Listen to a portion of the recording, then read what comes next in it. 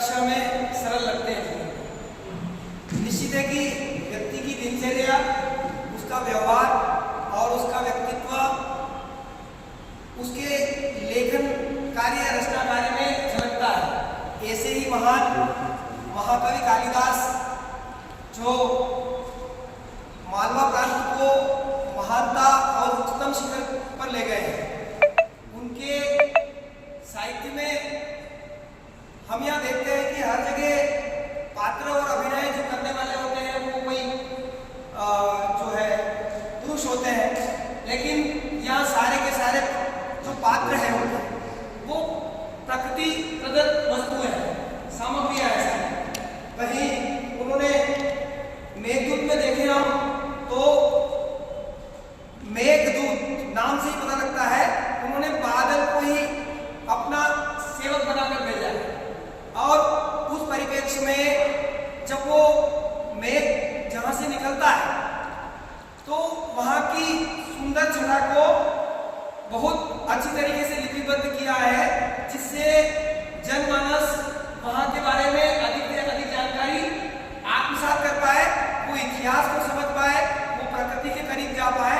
तो मेघदूत जो है वो विरह व्यथा का वर्णन करता है, जो 2 खंडों में विभक्त है। तो वो अपने आप में जो है अगर स्थिति में देखें तो वो रोचक कवि है। उनकी महानता अपने आप में इतनी बड़ी है कि उन्होंने पेड़ पौधे पत्तियों को ही पात्र बना दिया, नदियों को पात्र बना दिया, है ना। और यहाँ तक कि जब वो मेघ निकला तो उसमें हमारी पशुपतिनाथ और शिवना नदी का यहाँ का भी वर्णन है। यहाँ की जो स्त्रियां हैं उनकी सुंदरता का वर्णन किया गया है कि यहाँ की जो स्त्रियां हैं वो मनोरम और अलौकिक है।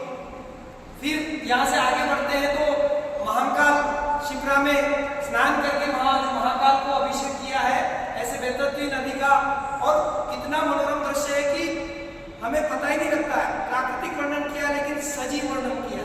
सारी की सारी जो प्रकृति वो ऐसे जान पड़ती है कि उनमें जान है। यहाँ तक कि आज हम पर्यावरण के बारे में जितनी भी बातें करते हैं, पर्यावरण को बचाना चाहिए, तो उन्होंने कहा है उनकी रचना में ऐसी चीजें आई है कि प्रकृति को अगर बड़ा माने तो उन्हें दादाजी समझे, पितामह समझे और उनकी तरफ चरण स्पर्श करें, उनकी सेवा करें। और अगर आप पुत्र हैं तो भी उसी प्रकार से पिता तुल्य को समझकर फिर भी उनकी सेवा करें। इस प्रकार से तो आपने देखा होगा उनकी जो रचना के बारे में जो विनीता मैम ने जो कहा है उनकी सारगर्भ तो सुंदर है कि रघुवंश में एक राजाओं की आदर्श की पराकाष्ठा देखने को मिलती है। वहीं मालिका अग्निमित्रम, विक्रमोर्वंशी, अभिज्ञान शाकुंतलम तो अपने आप में उन्हें उसी आधार पर शेक्सपियर तक कहा गया भारत का, तो इतने महान है। अभिज्ञान शाकुंतलम में जो कहानी है, आज हमारे देश का नाम भारत जो पढ़ा है वो भरत से ही पढ़ा है, और भरत अभिज्ञान शकुंतला और दुष्यंत का ही सुपुत्र है।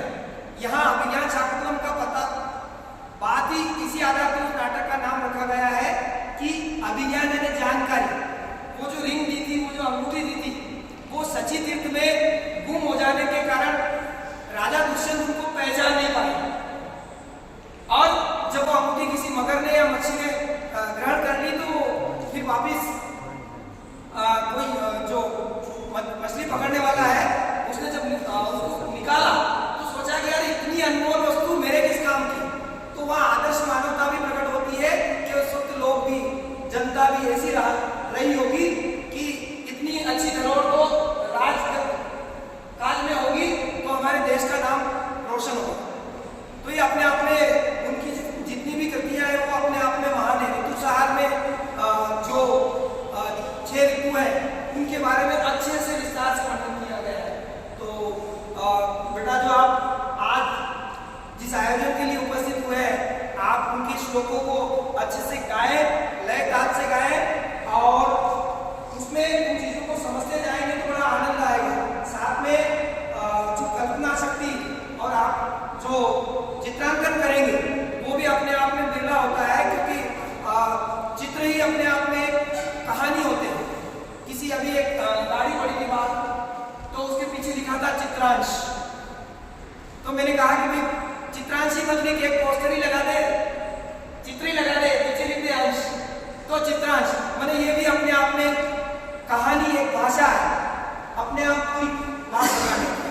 तो मैं सभी प्रतिभागियों को बहुत बहुत उत्साह के साथ उत्साहित रहने का और जीवन भर और हर आयोजन में बढ़ चढ़कर भाग लेने के लिए मेरी तरफ से शुभकामना, संदेश और आशीर्वाद देता हूँ। धन्यवाद। इसी कड़ी में आगे अपने हिंदी के व्याख्याता माननीय चंद्रशेखर जी पाटीदार से निवेदन करता हूँ कि वो आए और अपने उद्बोधन स्वरूप दो शब्द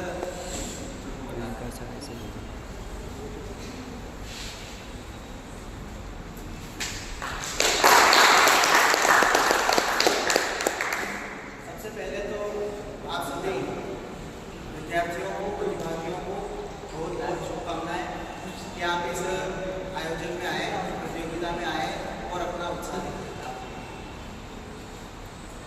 जैसा कि अभी का समाज चल रहा है, अभी का जो समय चल रहा है, इस समय में अधिकतर आईटी की तरफ ध्यान दे रहे हैं, ज़्यादातर कंप्यूटर सीखना चाह रहे हैं, एआई का ज़माना है, टेक्नोलॉजी का ज़माना है, तो धीरे धीरे हम भाषा से दूर होते जा रहे हैं।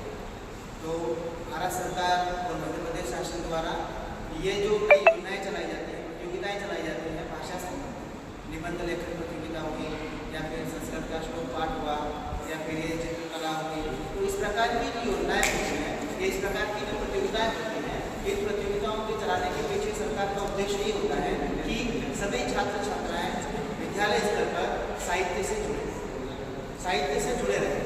साहित्य और समाज एक दूसरे के पूरक, क्योंकि समाज साहित्य से बहुत कुछ सीखता है और समाज साहित्य को ही मानकर, उसके अनुभवों को मानकर, उनके अनुभवों को ध्यान में रखते हुए आगे उत्तरोत्तर उन्नति करता है। तो हमें साहित्य से जुड़े रहना चाहिए और इस प्रकार की जो प्रतियोगिताएँ होती हैं, जो भाषा से संबंधित हो, साहित्य से संबंधित हो या फिर श्लोक पाठ वाली हो, चित्रकला वाली हो, तो इससे क्या है कि अपनी अभिरुचि भी काफ़ी अपने को प्रदर्शन करने का मौका मिलता है और अपने रचनात्मक कार्यों में भी वृद्धि हो। तो इन सभी बातों को ध्यान में रखते हुए आप सभी यहाँ पधारे हैं, तो इसके लिए आप लोगों का मैं विद्यालय परिवार की ओर से स्वागत करता हूँ, अभिनंदन करता हूँ और शुभकामनाएं देता हूँ कि आप लोग अच्छे तरीके से इस प्रतियोगिता में अपना प्रदर्शन करेंगे और यहाँ से विकासखंड स्तर पर जाएंगे, जिला स्तर पर जाएंगे और अपने पूरे उत्साह के साथ इस प्रतियोगिता में शिरकत करेंगे। इन्हीं शुभकामनाओं से बहुत बहुत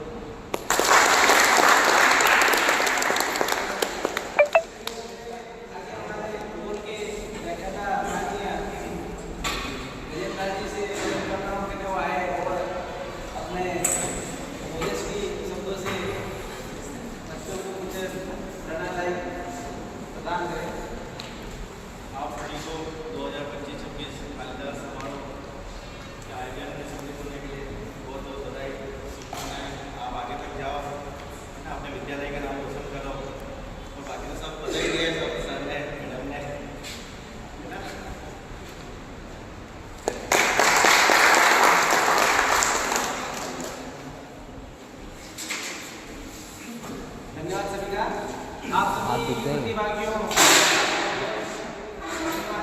देखो, सपना तो सभी देखते हैं, लेकिन उनको वही प्राप्त कर सकते हैं जो उसके लिए मेहनत करते हैं, तत्पर रहते हैं। और यदि जिसने अपना लक्ष्य तय कर लिया है, लक्ष्य वही प्राप्त करता है जिसने चलना प्रारंभ कर दिया है, वरना सपने सपने होते हैं। सपने को पूरा करने के लिए अपने को आगे बढ़ना पड़ता है। ठीक है, इसी साथ में आप सभी को बहुत बहुत शुभकामनाएं देता हूँ कि आप इसी प्रकार से आगे उन्नति करते रहे। अब मैं इसी कड़ी में श्लोक पाठ के लिए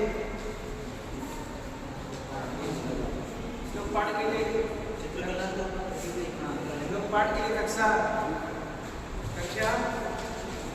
से ऋषिराज को आमंत्रित करना चाहता हूँ। ऋषिराज जी क्या यहाँ पर